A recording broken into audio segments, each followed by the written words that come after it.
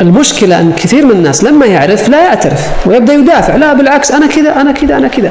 لذلك تجد أن خيبات الأمل أغلبها هي مخالفة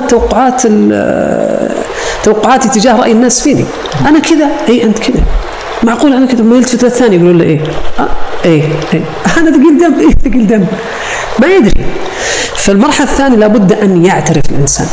إذا اعترف الإنسان، شوف أغلب مشاكل المراهقين أن إحنا نشتغل معهم في المرحلة الأولى وهم لا يعملون في المرحلة الثانية. إحنا نجيب أنت فيعرف لكن لا يعترف فلا يتغير. فالمرحلة الأولى اعرف، المرحلة الثانية اعترف، لأن التبرير عدو التغيير.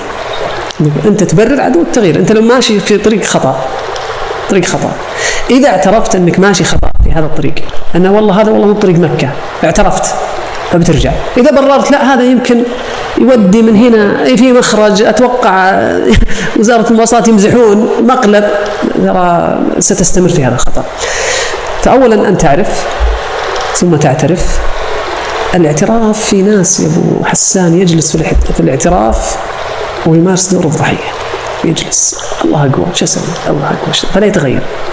لا، احنا نقول اعترف ثم بعد ذلك قرر، حط لك خطة شلون بتغير، شلون بتحسن. زي ما تفضلت، أقرأ عن الصفات هذه، أقرأ عن ما يضادها، أعمل خطة، أتذكر الأجور، حسن الخلق وما إلى ذلك، والخسائر اللي أنا خسرتها بسبب هذا السلوك. عندما أقرر، القرار وحده لا يكفي، يجب أن أعمل وأكرر مرة ومرتين. ترى العادة والسلوك المداواة ما تجي في يوم، الدواء ما في، مو بندول تاكله وخلاص. فاعرف، اعترف، قرر، كرر، بعد ذلك